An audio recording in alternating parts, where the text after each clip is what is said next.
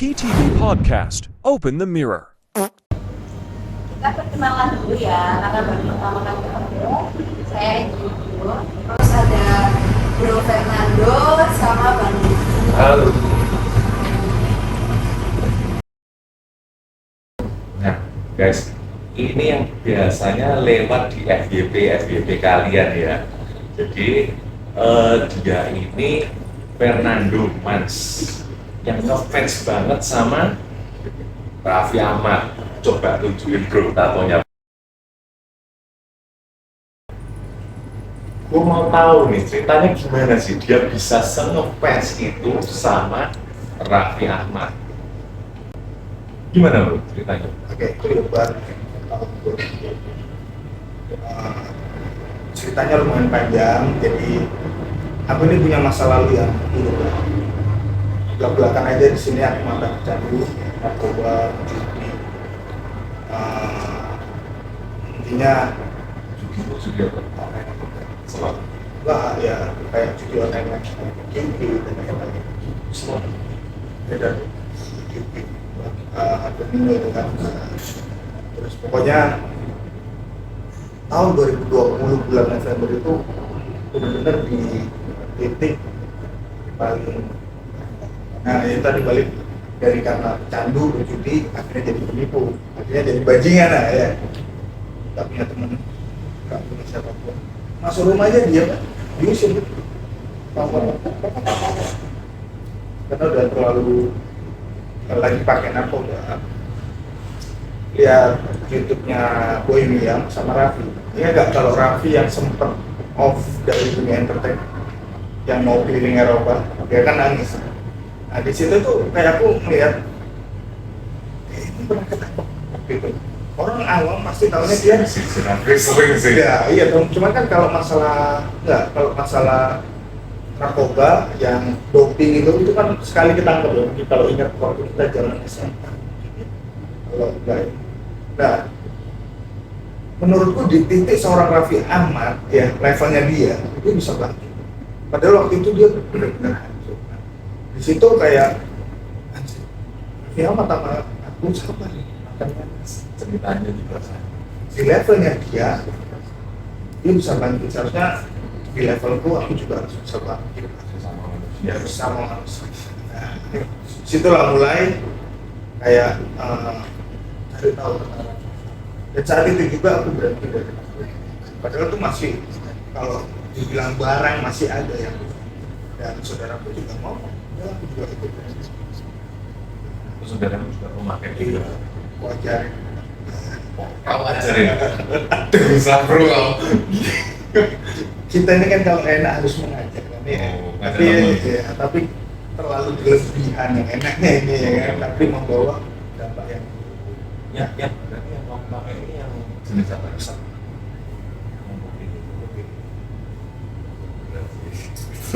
tiap hari itu, tiap hari aku pakai. Badannya kurus ya? Hancur dulu, sekarang aja gendut. Dulu Sudah hancur. lepas, Udah lepas sekitar 3 tahun. Nah disitu kenapa aku tato? Ya aku mikirnya gini, sebagai pengingat aja bahwa aku dulu tuh bukan orang baik. Tapi sekarang sebisa mungkin setiap hari bisa jadi orang baik. Bahkan kalau bisa ya lebih baik daripada kayak aku tato ya story lah. Jadi bisa bilang ke anak-anak kan, anak-anak kalau dulu kayak gitu. Tapi karena dia motivasi, semangat gitu dan Tatonya apa aja nih? Banyak. dengan Yesus. Oh Yesus. Kayak dikong Yesus ya. Ada Pak Jokowi. Ya bro, ya bro.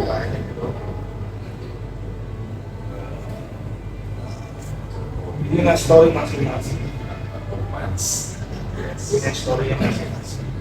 Kalau orang ngomong, lu lebay tato. Kalau kita orang yang suka tato adalah ya kita seni. Orang kan ada yang di blog hitam, ada yang kayak aku misalnya kirimnya aku pengen rohani, karena ini memang orang-orang yang punya story menurutku bagus, bahkan berdampak baik untuk Cerita story sejarah yang kanan, yang kiri. Suci. Pada yang kanan yang ini hitam aslinya. Hitam. Bekas hitam. Oke.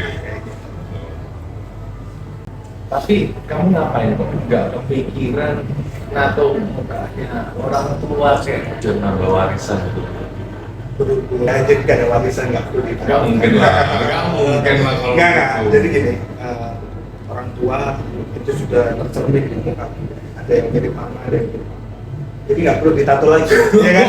Iya kan? Dan jelas kan? Iya, iya, maksud. Nggak perlu ditato. Karena aku juga pernah ini, mereka mau tato segala macam. Nggak malah request apa yang minta aku bro? Kan udah tersirat di wajah kita kan, bro juga wajahnya ada ini yang mirip mamanya, ini yang mirip papanya juga. Masa aku aja nggak boleh. Aku tato aja nggak boleh bro. Pengen sih. Kalau bisa ya Nike bro. Nah, karena Ini masih belum selesai. Ini masih tahap. Ini baru ya, 70-80 bisa. Ini udah sekitar 7. karena aku tanya, lalu Terus lagi sekarang ini sebenarnya udah 10 bisa tergantung gambar konsepnya. Kalau ini kan banyak yang kayak apa ya, detail-detailnya, garis-garisnya. Ini sakit bro. sakit tapi katanya nagih. Loh, kalau ngomong nggak sakit itu bohong. Kan ditusuk. Tapi ya kebanyakan orang yang udah coba tato pasti kepingin lagi. Coba tanya orang yang punya tato. Nggak mungkin dia punya satu itu, nggak mungkin. Pasti lebih dari satu. Pasti terus lah. Pasti. Justru itu juga ada. Gila. Kalau maunya beli itu cewek lu juga beli. Harus satu frekuensi.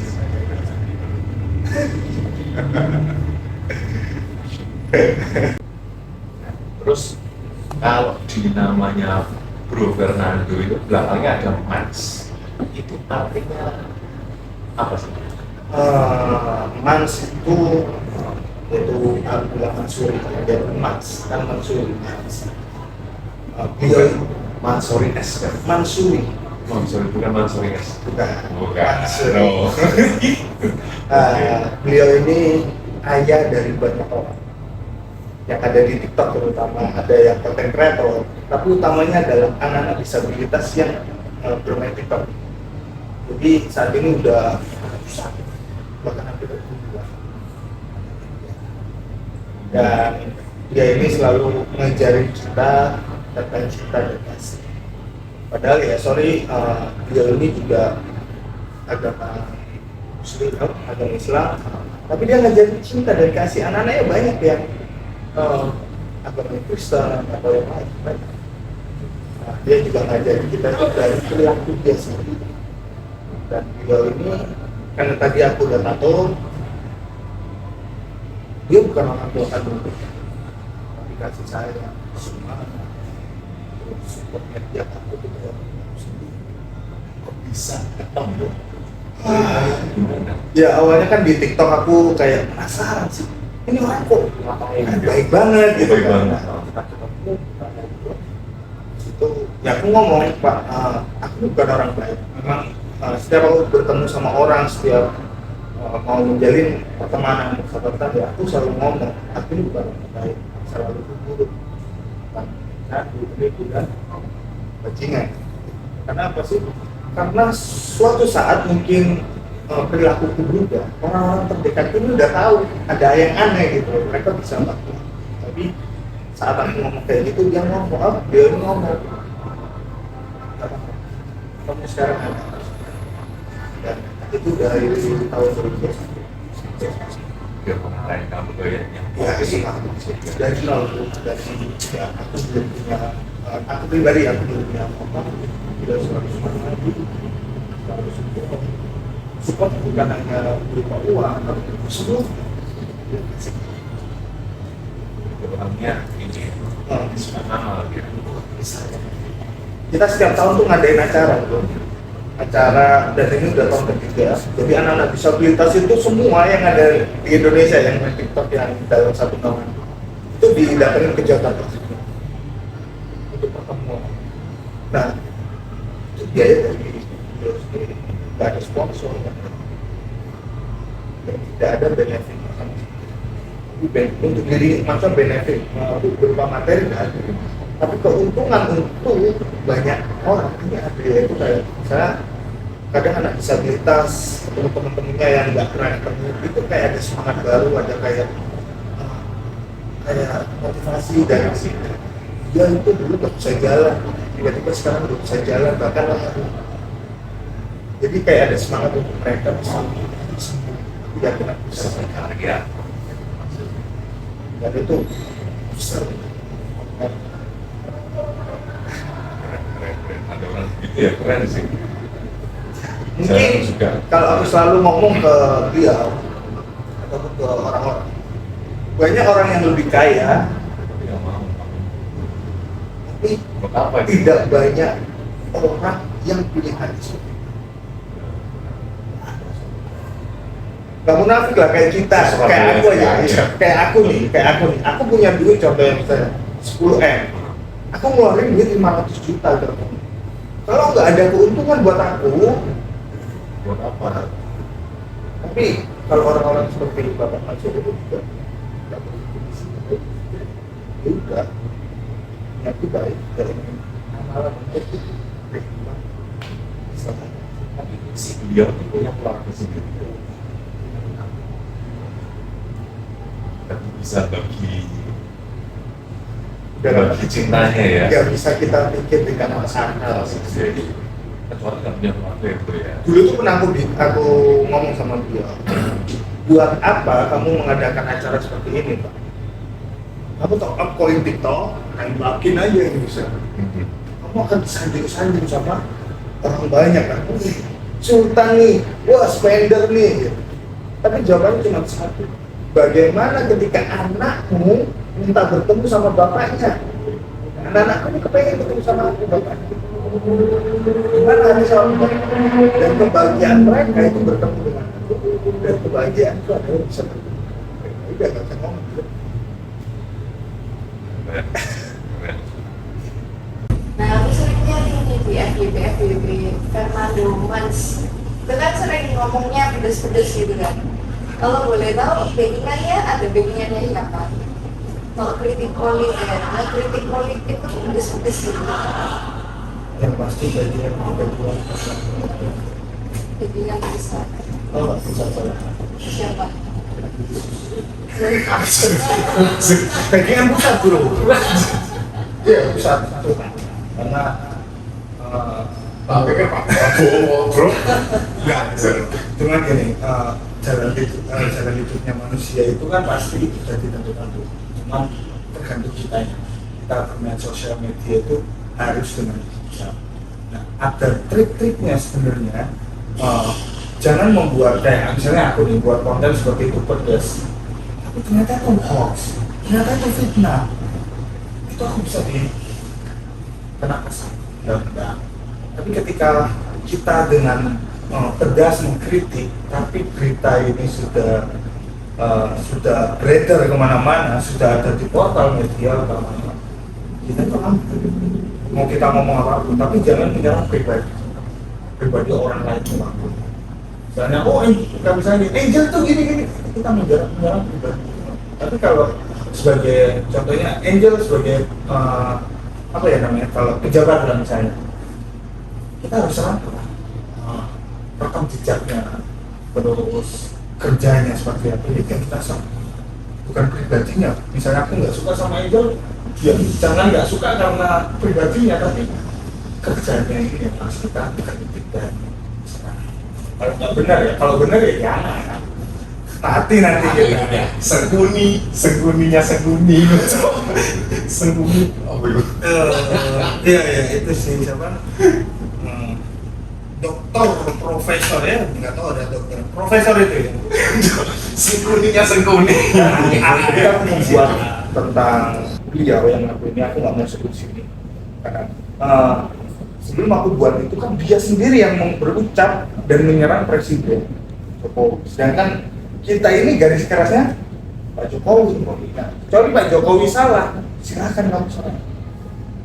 Tapi mengkritik dengan benar. Sebenarnya gini, kalau orang bicara tentang Indonesia ini negara demokrasi, wajar kita mengkritik gini-gini. Tapi bedakan mengkritik dengan menghina. Karena kadang orang ini menghina tapi menganggapnya mengkritik. Itu yang nggak boleh. Mengkritik itu bebas, hak siapapun bersuara. Tapi ya jangan menghina persoalannya, jangan mencaci maki keluarga. Itu kan. Iya dong. Sekarang kalau misalnya aku nggak suka sama bro lah, aku nyerang bronya aja bro. Keluarga nggak ikut-ikut bro. Ya. Istrimu nggak ikut-ikut di rumah. Misalnya kan, ini apa yang kita sekarang? Harus ada tahu sih mana yang harus serang dan kalau enggak ya nggak bisa datang ke sini aku bro. Nanti bro keluar rumah ya ada musuh banyak, gila aja musuh masih banyak. Masa udah banyak? Dari zaman dulu pasti pasti orang yang tidak suka sama Pak Prabowo sebagai pendukung Pak Prabowo pasti yang suka sama aku pasti. Seperti itu. Kadang orang itu kan fanatik. Kalau kita kan nggak usah fanatik. Kita mendukung dengan hati nurani. Mana sih menurut kita yang benar? Mana sih yang menurut kita yang ada semuanya ya kita pilih. Dan mungkin orang kadang bilang lu dibayar gitu. Spesial pun bro, nggak ada buat duit dari apa? Politik. Belum, sabar. Tapi gini, kalau bicara tentang uang dari politik, ketika kita mau mencalonkan itu sah-sah saja. Tapi kalau dalam prinsipku, ketika aku menjadi seorang relawan atau jadi pendukung, aku nggak pernah mau namanya dibayar. Kenapa? Karena nanti kita di-steal. Iya dong, jangan sampai kita di-steal. Ketika kita di-steal ke jalan masuk jurang, ya kita masuk jurang bro. Tapi kalau kita nggak di-steal ya kita bebas menyuarakan apa yang kita suarakan. Dan ketika gini, aku kan selalu sekarang kan membuat bahwa selama Pak Prabowo udah menang dan masih Gibran. Tapi mohon maaf sebelumnya ketika nanti misalkan Pak Prabowo sama Mas Gibran ini keluar dari koridor yang benar, orang pertama kali yang mengkritik ya kita. Kenapa? Kita sebagai pendukung itu harus bertanggung jawab. Kita yang memenangkan, kita yang memilih, ya kita yang harus mengkritik. Bukan yang udah menang bebas, dia melakukan apa ini, ya bukan kayak gitu sebenarnya. Kecil kamu benar nggak mau diulang coblosan? Itu kenapa itu di PTV lagi orang-orang Jadi celoteh kalau mau diulang atau apa itu susah. Kenapa? Memang sih kalau kalah itu kan nggak bisa sakit hati ya, legowo itu berat. Tapi jangan mengorbankan negara ini, kalau menurut aku ya, jangan mengorbankan negara ini demi ambisi kekuasaan kalian. Kalau misalnya mau diulang, mau berapa duit lagi yang keluar? Pemilu itu duitnya ngeri loh, negara keluar, ya kan? Jadi ya, kalau memang ada yang curang apa ya kasih bukti aja jelas gitu. Kan kita juga punya lembaga hukum, MK dan lain-lain kan untuk memutuskan. Tapi mintanya cuma paslon 1 dan 3. Itu yang beda. Ya kalau permintaan orang kan bebas-bebas saja kan. Tapi kalau kita berbicara tentang pemilu apa itu kan yang dibutuhkan adalah suara rakyat. Kita sebagai pendukung Pak Prabowo nggak pernah turun ke jalan karena kebanyakan pendukung Pak Prabowo juga sibuk dengan kerjanya dan lain-lain. Masa iya kita pendukung Pak Prabowo turun semua? Banyak kan itu. Iya, nggak perlu sih. Iya, kalau dibilang Pak Prabowo curang, masa iya Pak Prabowo curang menang di 32 provinsi. Gimana mau nyurangin yang dimana di Indonesia 38 provinsi 90%-nya Pak Prabowo menang, gimana mau curang coba? Nggak masalah. Bahkan di kandang-kandangnya paslon lain, Pak Prabowo juga menang. Gimana mau curang? Sekarang gini, kamu orang sini, orang-orangmu, aku mau curang di sini, kan nggak masuk akal bisa. kan karena suara rakyat kita yang bagian Pak Prabowo dan kita beliau kita yang memenangkan, kita yang memilih, kita bukan memilih. Kamu kan sekarang 2024 gilirannya yang muda, yang berinovatif, yang punya semangat, dan mungkin yang lebih kreatif yang harus menjadi pemimpin.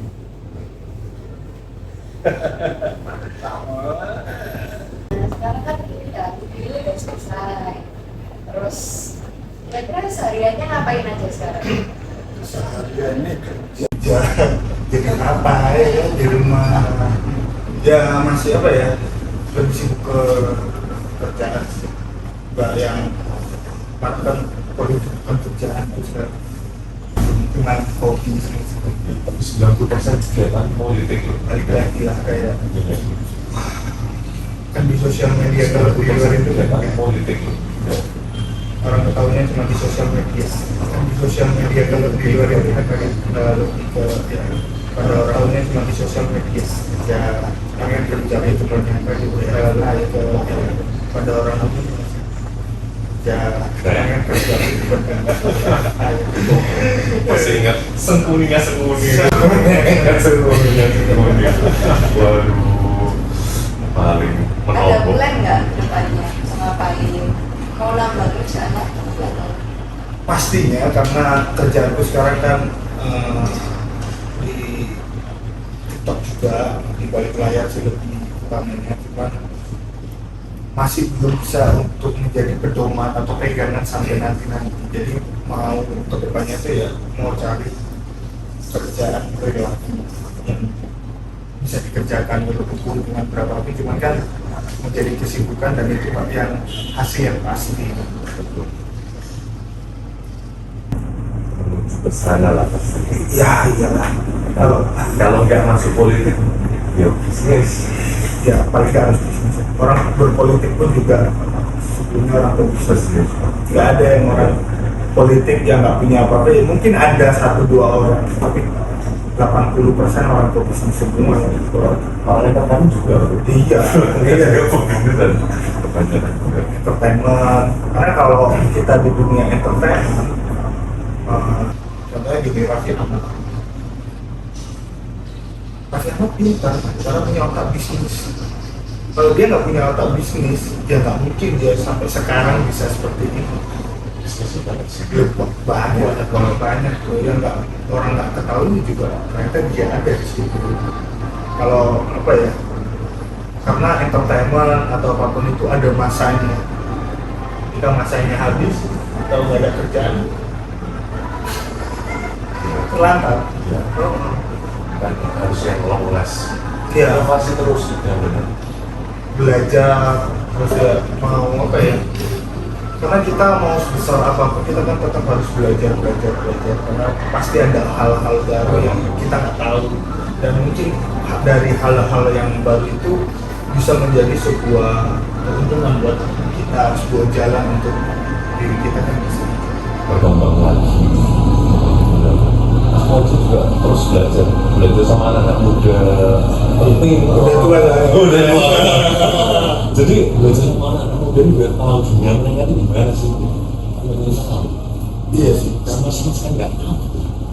uh, aku pun juga orang yang termasuk orang gabut. Belajar apa yang bisa kita pelajari ya kita pelajari.